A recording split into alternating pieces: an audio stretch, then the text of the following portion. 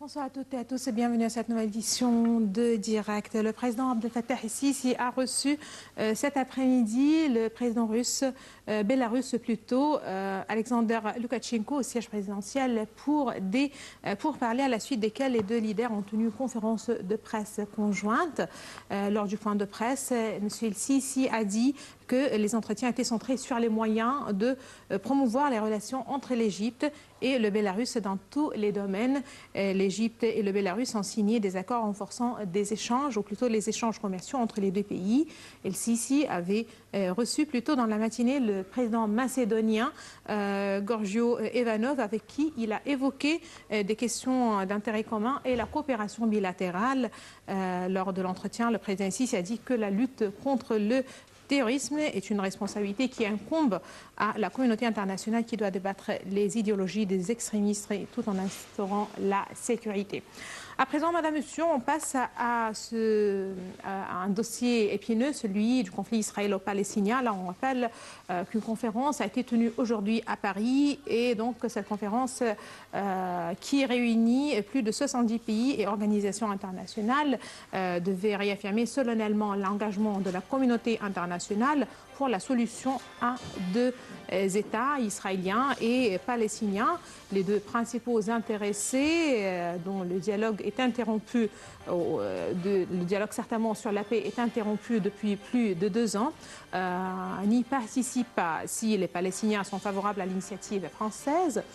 Israël, violemment opposé à toute approche unilatérale, multilatérale plutôt, du dossier, n'a de cesse de la dénoncer. Donc ça va être notre dossier pour ce soir. Le sujet principal avec nous ce soir, ça concerne donc le conflit israélo-palestinien et les dernières déclarations du président américain Donald Trump. Là, je rappelle que depuis des mois, Donald Trump et son entourage évoquent le déménagement de l'ambassade des États-Unis de la ville de Tel Aviv à celle de Jérusalem. Cette nouvelle a suscité de remous politiques dans les milieux palestiniens. Je vous laisse avec les détails ce commentaire signé Dalia Karam et on se retrouve juste après.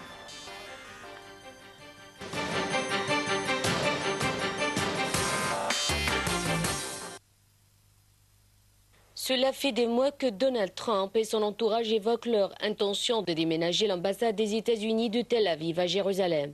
Le président de l'autorité palestinienne en chemin pour Paris a estimé samedi que cela nuirait à la cause de la paix. Nous espérons que cela n'interviendra pas, a déclaré à la presse Mahmoud Abbas. Il a estimé que le projet du futur président américain Donald Trump réduirait à néant le processus de paix. J'ai écrit au président Trump pour lui demander de ne pas le faire. Non seulement ce geste priverait les États-Unis de toute légitimité à jouer un rôle dans la résolution du conflit, mais elle réduirait à néant la solution des deux États, a déclaré M. Abbas dans une interview écrite au quotidien Le Figaro. Le président élu américain Donald Trump, qui prendra ses fonctions le 20 janvier, a promis durant sa campagne électorale de reconnaître Jérusalem comme la capitale d'Israël et de déplacer l'ambassade américaine de Tel Aviv à Jérusalem. Il romprait ainsi avec la politique historique des États-Unis qui est aussi celle de la très grande majorité de la communauté internationale pour qui le statut de Jérusalem, également revendiqué par les Palestiniens comme capitale de leur futur État, doit se régler par la négociation. Si le transfert de l'ambassade s'effectue, plusieurs options s'offriraient alors à nous et nous en discuterions avec les pays arabes, a prévenu M. Abbas. Revenir sur notre reconnaissance de l'État d'Israël est l'une d'elles. Mais nous espérons ne pas avoir à en arriver là et qu'au contraire, nous pourrons travailler avec la prochaine administration américaine, a-t-il ajouté. Pour le grand mufti de Jérusalem, un déménagement de l'ambassade des États-Unis à Jérusalem serait une agression contre les musulmans. La promesse de déplacer l'ambassade n'est pas seulement une agression contre les Palestiniens, mais contre tous les Arabes et tous les musulmans, et ils ne laisseront pas faire en silence, a-t-il menacé vendredi dans son prêche hebdomadaire sur l'esplanade des mosquées devant 30 000 fidèles. Le grand mufti a poursuivi que le transfert de l'ambassade violerait les textes et les normes internationales qui reconnaissent Jérusalem comme une ville occupée par Israël.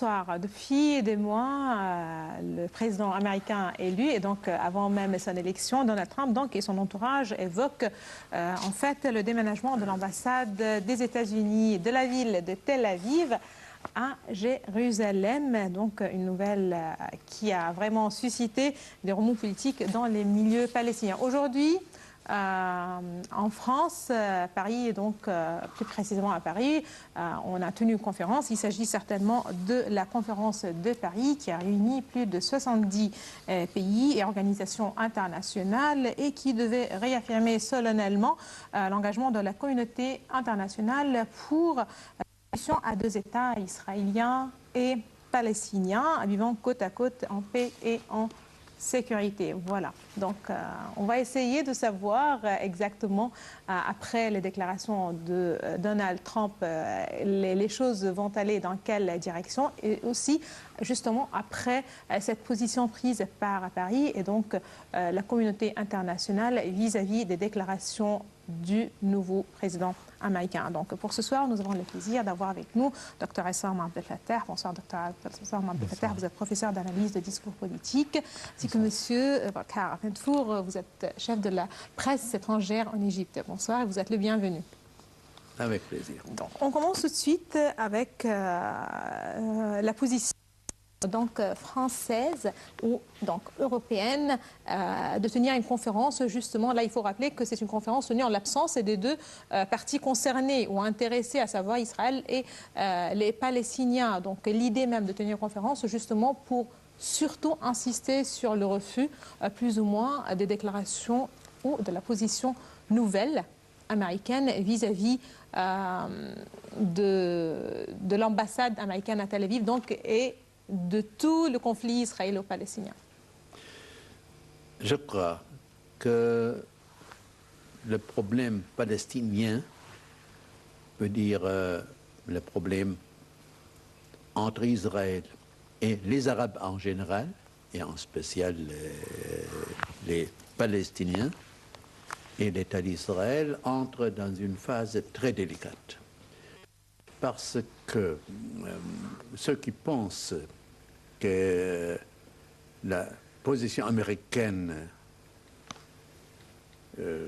pourrait être changée de nouveau sous le régime du nouveau président ont tort. Parce qu'il n'est pas possible de revoter la décision qui a été prise au Conseil de sécurité et les colonies juives qui sont totalement illégaux et qui augmentent d'une façon totalement inacceptable ont été reconnus comme le problème principal en ce qui concerne l'application de la, pas seulement théorie, du plan de créer deux États. Un État juif qui existait déjà, un État palestinien.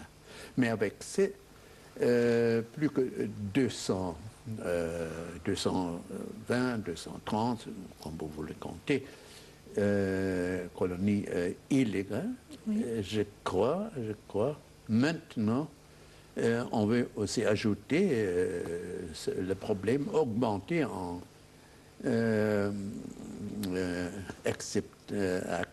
ils veulent déménager l'ambassade américaine de Tel Aviv, où se trouvent toutes les autres ambassades du monde, à Jérusalem, même à Jérusalem-Est. Oui. Je crois que ça n'est pas possible. Et je ne suis pas sûr si le nouveau président américain a vraiment la volonté de réaliser cette idée parce que il a des conseillers lui aussi. Un de ces conseillers est juif, mais ça ne veut rien dire. Il y a des juifs très positifs en ce qui concerne la position, la solution basée sur les deux États. Mais s'ils n'acceptent pas cette position, Israël va voir que la majorité écrasante des membres de la communauté internationale au sein du Conseil de sécurité et tous les membres des Nations Unies vont présenter déjà un défi pour Israël. Et je dis aussi, au commencement et à la fin, je vous dis, je suis sûr que Netanyahou est en train de mener Israël à une catastrophe. Voilà, déjà. Oui. Là, même sans guerre. Même sans guerre. Voilà, même sans guerre apparemment dans la région, une guerre directe, si on peut dire. Mais si M. Mansour, il s'est demandé si c'était vraiment la volonté de Donald Trump. Là, on connaît très bien que le président élu avait des déclarations un petit peu exagérées ici et là. Là, pour peut-être une première fois, je ne vais pas dire une première fois, mais normalement, la position occidentale et européenne n'est pas tout à fait loin de la position américaine vis-à-vis surtout du conflit israélo-palestinien, malgré quelques différences certainement dans certains points, mais en général, les positions sont plutôt convergentes. Aujourd'hui, est-ce qu'on voit avec cette nouvelle position française ou européenne une position différente de la communauté internationale ou non? On n'arrive vraiment pas à comprendre ce qui se passe dans les coulisses. On peut dire oui, il y a une position différente, mais ça ne date pas d'hier. C'est quand même, ça remonte à quelques années. Même ça a été confirmé après par la résolution du Conseil de sécurité. On a vu, c'était une première lorsque, par exemple, les États-Unis n'ont n'ont pas opposé leur veto. Et c'est sous toujours Obama. Et puis après, on a vu la communauté internationale, ce qui a étonné Israël, même la Grande-Bretagne, l'Europe, l'Allemagne et tous les pays européens, la communauté internationale en général. Donc, eux, ils ont adopté une attitude commune vis-à-vis contre le gouvernement israélien. Ça, c'est une, première. Donc, et la conférence de Paris peut-être a une valeur de symbole. C'est-à-dire, on ne faut pas attendre grand-chose, mais quand même une valeur de symbole dans quel sens? Dans le sens que c'est une affirmation de cette attitude de la communauté internationale contre Israël. Il est très difficile, par exemple, pour un des pays de la communauté européenne, à titre d'exemple, de changer son avis ou de changer d'attitude après avoir justement soutenu la solution à deux États, à titre d'exemple. Et après avoir affirmé le refus contre les implantations croissantes d'Israël et la colonisation continue, persistante, sur le territoire. En ce qui concerne peut-être, c'est pour les États-Unis, il m'est très difficile peut-être de prendre la déclaration de Trump pour sérieuse actuellement, parce que il faut mettre toutes ces déclarations sur le compte de quoi? Sur le compte d'une campagne électorale.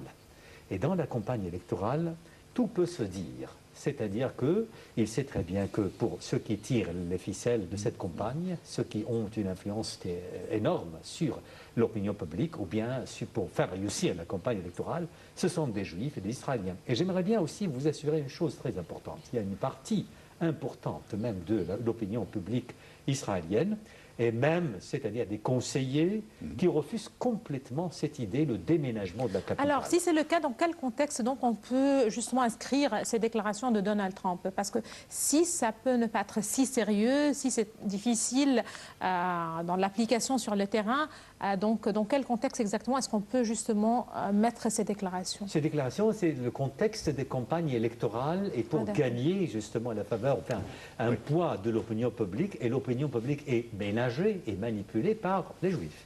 Ça, c'est important. Les Israéliens. Donc, ce qui fait, lui, il a voulu faire plaisir justement à cette partie israélienne afin que lui, il gagne. Or, on a vu par exemple des déclarations de Trump qui étaient vraiment très exagérées et puis après sur lesquelles, il a renoncé. Il est revenu sur ces déclarations. Oui. Donc, il vaut mieux peut-être attendre, c'est un peu trop tôt de juger. Or, Trump, c'est-à-dire, a coutume toujours de faire des déclarations pareilles afin de gagner, et il a réussi. Voilà. Parce que sinon, il trouvera toute la communauté internationale contre lui, et ce sera très difficile pour lui, en fait, justement, de continuer ou bien de soutenir son opinion qu'il a déclarée. Surtout en fait que le conflit israélo-palestinien entre ces jours-ci dans une phase très critique, et donc les choses s'aggravent au lieu de, voilà, on appelle, les appels continus de la communauté internationale à un chapitre de deux pays, de deux États, donc qui vivent côte à côte. On voit les colonisations qui continuent et qui gagnent plus de terrain.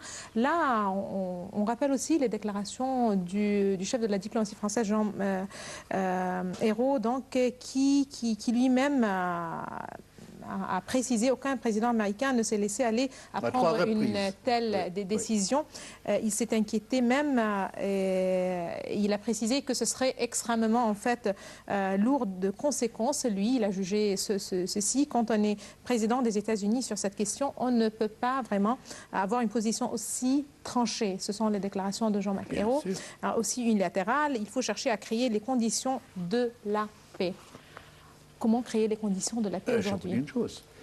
La première réponse est le fait même que le pape au Vatican a assisté à l'inauguration de la première ambassade palestinienne au Vatican. Voilà.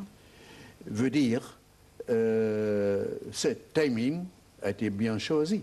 Et en même temps, il est très clair que Trump a une chance de corriger quelques de ces déclarations qui ont été faites pendant la campagne électorale.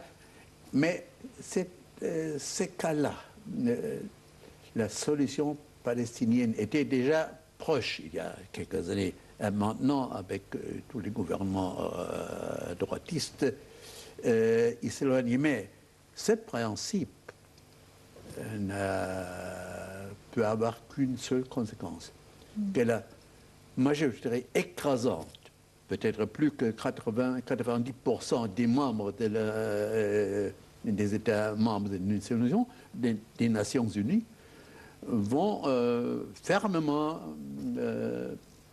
exprimer leur désir de voir qu'Israël accepte le principe. Est-ce que là, on peut alors voir une décision du Conseil de sécurité? Et même le pape Franciscus, c'est très important.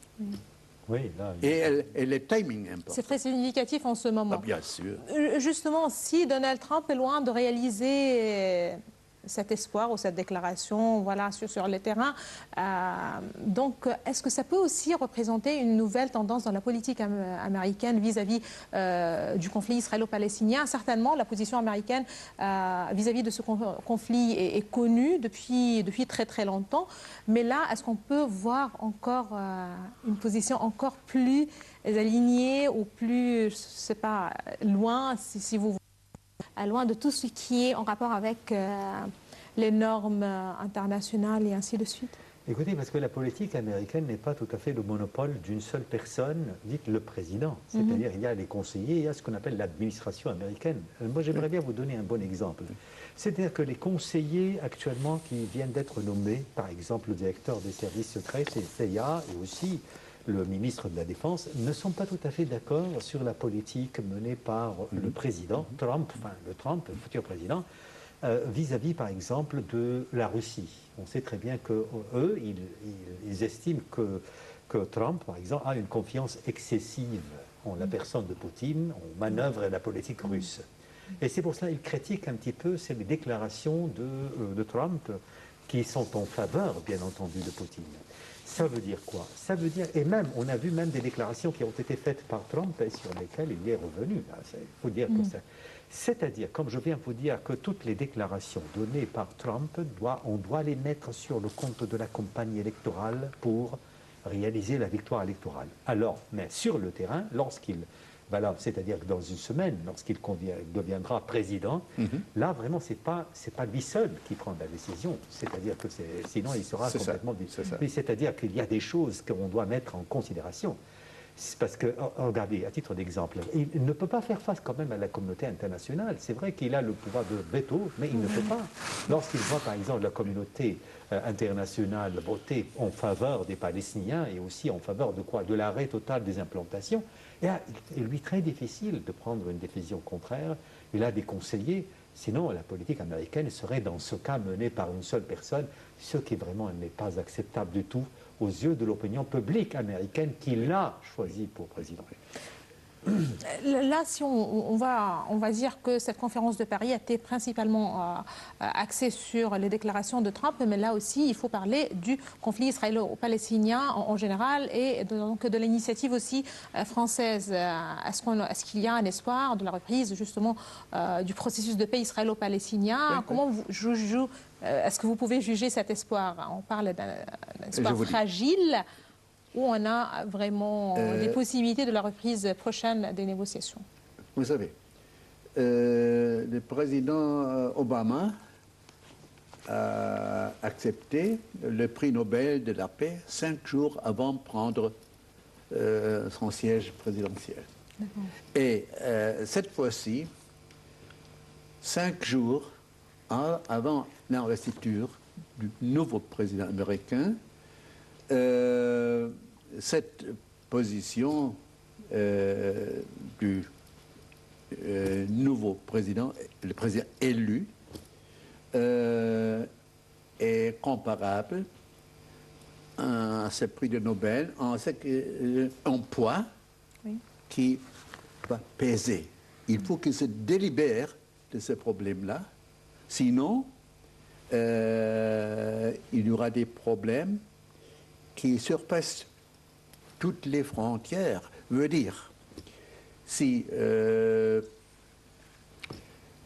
chef suprême de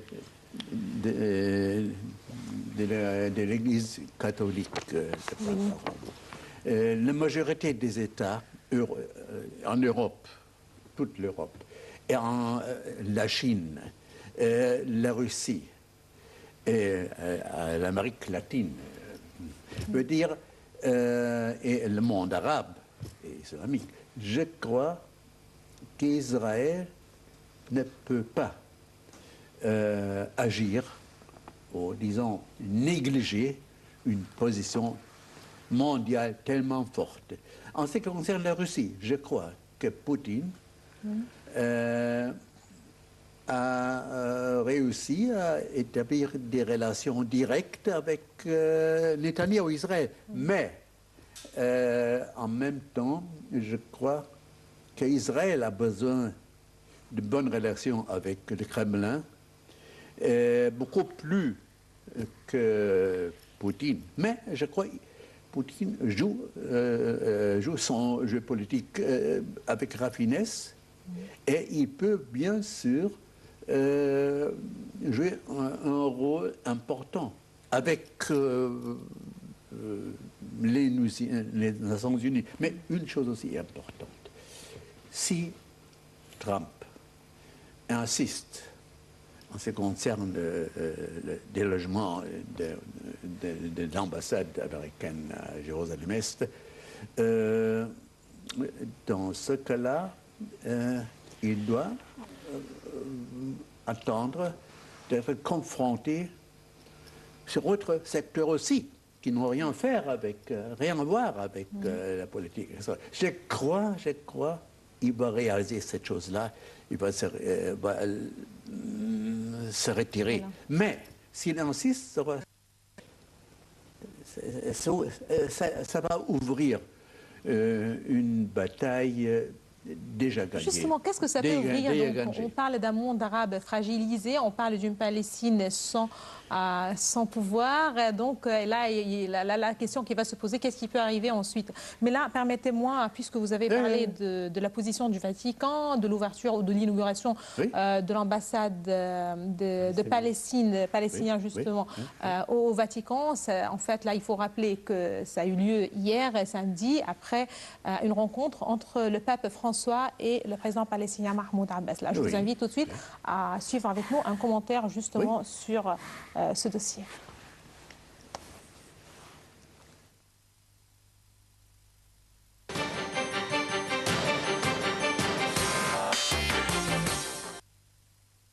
Le pape François a reçu ce samedi en audience privée au Vatican le président palestinien Mahmoud Abbas, qui a ensuite inauguré l'ambassade palestinienne auprès du Saint-Siège.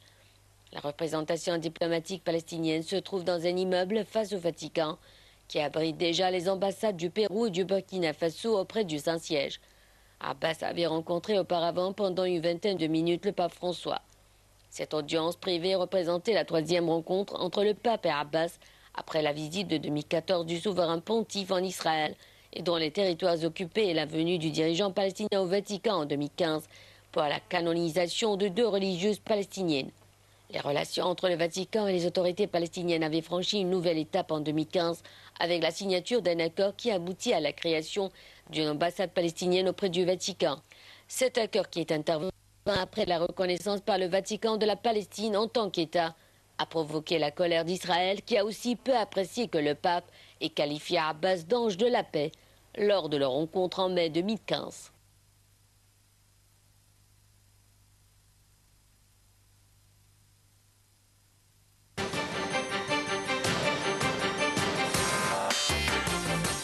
Là, on se demande quelles pourraient être les conséquences, mais là, on s'en rappelant justement du communiqué final de la conférence de Paris.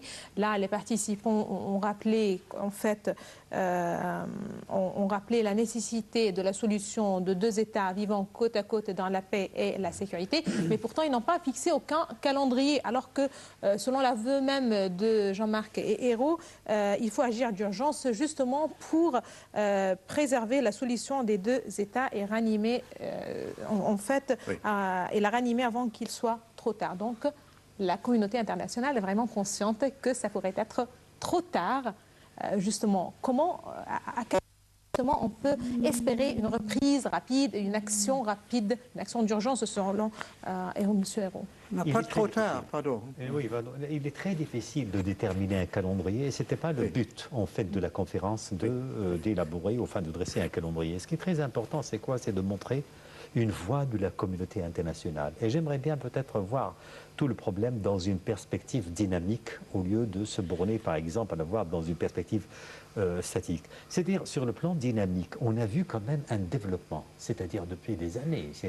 La communauté internationale, maintenant, il y a une alliance de la communauté internationale et une attitude commune vis-à-vis d'une situation qui est très grave. Oui. D'abord, nous avons d'un côté, c'est les déclarations de Trump, nous avons d'un autre les implantations qui continuent, c'est-à-dire la colonisation qui persiste, et en même temps la souffrance de la population palestinienne, une souffrance terrible. On a vu même la bande de Gaza, ils souffrent aussi, c'est-à-dire le boycott. Hein. Donc, c'est très important, c'est que c'est la première fois de voir que tous les pays membres de la communauté internationale adoptaient cette attitude. Et puis, lorsqu'on fixe, par exemple, la conférence de Paris, à laquelle le côté israélien n'a pas assisté, hein, c'est-à-dire qu'on dit c'est une imposture, c'est-à-dire il n'assiste pas à cette imposture. Mais moi, c'est-à-dire le fait qu'Israël n'assiste pas, ce n'est pas important, la conférence continue quand même.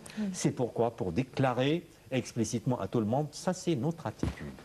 Je pense, et aussi l'inauguration de l'ambassade, c'est ça, c'est-à-dire il faut le voir dans cette perspective dynamique. Mais la conférence ne s'est pas tenue pour élaborer un calendrier, parce que, je dirais que toutes les règles du jeu, certainement, ne sont pas entre les mains de ça, mais c'est entre qui? Entre les négociateurs, ça veut dire Israël d'un côté et les Palestiniens d'un côté. Et Israël impose, il y a une précondition, c'est-à-dire qu'on doit négocier, les deux parties doivent négocier sans l'intervention d'aucune autre puissance. Ce qui est impossible parce qu'on sait très bien que les deux ne peuvent pas être mises sur le même pied d'égalité. Nous avons Israël qui est doté de puissance extraordinaire. Les Palestiniens sont juives.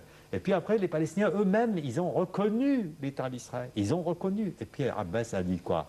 Donc elle a confié au Figaro. Si par exemple Israël continue justement à s'en foutre, et aussi puisque Israël, enfin, n'attache aucune importance à cette conférence, la conférence de Paris. S'il continue, et si vraiment il arrive que le capital soit déménagé, là, dans ce cas, les Palestiniens reviennent sur leur reconnaissance de l'État Israël, et ensuite, on va assister à une autre période pleine de violence, pleine d'attentats, et ce sera certainement la faute que devra payer Israël. Et je crois aussi, si vous me permettez, je suis sûr qu'Israël n'a que deux choix. Ou ils acceptent le verdict international et s'engagent à réaliser ce que l'on veut réaliser. Il y a beaucoup de temps, deux États. Mais s'ils insistent d'oublier ce système, cette solution tout entière, Israël va perdre comme le régime apartheid en Afrique du Sud d'autres jours. Il n'y a pas une troisième solution. Mais en fait, Israël n'a pas changé de position depuis sa création, même avec l'arrivée parfois d'un dirigeant... Ils étaient déjà très près. Alors, ils ont accepté le traité de paix avec l'Égypte. Oslo a été signé. Certainement, mais on voit... Taba, on était très proches. Mais là, on s'éloigne de plus en plus d'une solution concernant justement ce conflit israélo-palestinien. Bon, c'est quoi que je vous dis? Ils ont deux choix, pas trois choix. Est-ce qu'après Netanyahou, en voyant un nouveau président à la tête ou un Premier ministre certainement, une nouvelle direction, israélienne, est-ce qu'on peut espérer donc, ou on peut voir un certain progrès? Je crois à l'intérieur d'Israël. Il y a actuellement un progrès. Il pourrait être possible que nous témoignerons dans le futur prochain même une résistance à cette position trop dure et idiotique entre nous. Je ne suis pas diplomate de Netanyahou. Non. Si Israël avec ses agissements et ses positions et ses déclarations anti-ONU, même plus que ça, je crois que ce serait la fin pas seulement du cabinet Netanyahou, de Netanyahou lui-même. Parce que Israël n'a aucune chance de travailler comme travailler seul dans la communauté mondiale. Ça ne va pas. Oui, et je pense aussi, j'aimerais bien ajouter une chose, c'est-à-dire que les résultats positifs dans ce genre de problème, crise qui remonte à 70 ans, par exemple 70 ans, et d'attentats, de batailles, doivent s'évaluer en termes de quoi? En termes de pertes. C'est-à-dire Israël actuellement essuie de plus en plus de pertes. C'est quoi? Regardez le nombre de soutiens dont jouissait Israël depuis très longtemps. Les soutiens ou les appuis dont jouissait Israël maintenant diminuent de plus en plus. C'est-à-dire que maintenant Israël a devant le seul soutien, ce sont les États-Unis. Autrefois, il y avait la communauté européenne, mais maintenant, elle a perdu tous les appuis. Il n'y a que les États-Unis. Et même à l'intérieur des États-Unis, il y a l'opinion publique quand même. Lorsqu'ils voient qu'Israël, à titre d'exemple, exagère en refusant, par exemple, la solution à 2 États, ça veut dire Israël opte pour quoi? Pour la continuation de quoi? D'attentats, de violence et l'incitation à la haine. Parce que l'aptitude d'Israël, ça c'est le premier facteur qui incite à la haine. Là, on rappelle là que la Palestine reste le seul pays à être colonisé dans le monde. Voilà, ça aussi, c'est vraiment, ça a ses significations quand même. Là, avant de terminer. Théocratie juive, il n'y a pas pareil. Là, je veux terminer justement avec Donald Trump, une nouvelle direction américaine. Est-ce que si c'était la déclaration de Donald Trump vis-à-vis d'un conflit au Proche-Orient, vis-à-vis de la Palestine c'est un pays arabe, un pays qui fait partie du Moyen-Orient, comment voyez-vous l'avenir du Moyen-Orient sous Trump, la position américaine sous Donald Trump? La meilleure sous Barack Obama, avec toutes les crises dont vit la région arabe, le monde arabe, donc depuis des années, mais on peut être optimiste, pessimiste. Comment voyez-vous justement l'avenir ou la position américaine vis-à-vis de la région et des questions arabes, la Syrie? Ce sont 2 thèmes différents. L'Irak, le Yémen, la Libye, voilà, un monde arabe bien déchiré. Moi, personnellement, je préfère, par exemple, entamer des analyses de discours, non pas des conseillers de Trump, c'est-à-dire que l'administration américaine, plutôt que les déclarations de Trump lui-même, déclarations en fait que parfois qui me font rire, enfin, mais en tout cas, c'est que je ne peux pas, il faut attendre. Lorsqu'il l'investiture ait lieu, il devient vraiment président. Là, à partir de ce moment-là, je pourrais vraiment commencer à mener une analyse sérieuse de ça. C'est dans quelques jours. Mais une chose, la position de Trump vis-à-vis de la Syrie, le problème syrien, je crois, est plus logique sur le terrain du pragmatisme que ce que faisait l'administration Obama. Ils ont appuyé des extrémistes pour des raisons que nous connaissons. Et je crois, tous avons lu et entendu les commentaires et les conseils de Trump en ce qui concerne la Syrie. Ce n'est pas ma priorité d'éloigner le président Al-Assad. À vrai dire, c'est bien. L'Égypte aussi, elle aussi a cette position, et la plupart des États arabes aussi. Et je crois qu'il ne faut pas dire que la position, que le régime Trump ne peut pas être séparé de la position, sa position en ce qui concerne Israël et l'ambassade de Jérusalem. Non, je crois que ce sont des choses différentes. Voilà. La position peut-être. Mais il ne va pas s'engager dans le monde arabe tel quel, comme le faisait voilà, on l'espère bien. Hillary Clinton, voilà, par et exemple. comme j'ai compris de Dr Hassan Abdel Fattah, là, il faut entre les déclarations de Donald Trump et la position de son administration qu'on doit justement essayer de comprendre. Voilà. Bien, je voulais seulement distinguer les deux. Voilà. Oui, bien sûr. cas. C'était un grand Très plaisir différent. de vous avoir parmi nous ce soir. Je vous remercie infiniment, Monsieur Volker Windfuhr. Je rappelle que vous êtes chef de la presse étrangère en Égypte. Et merci beaucoup d'avoir été parmi nous. Merci aussi à vous, Dr Assam Abdelfattah, professeur d'analyse de discours politique. Merci de vos explications. Merci, Madame, Monsieur, de nous avoir suivis. Excellente soirée à toutes et à tous.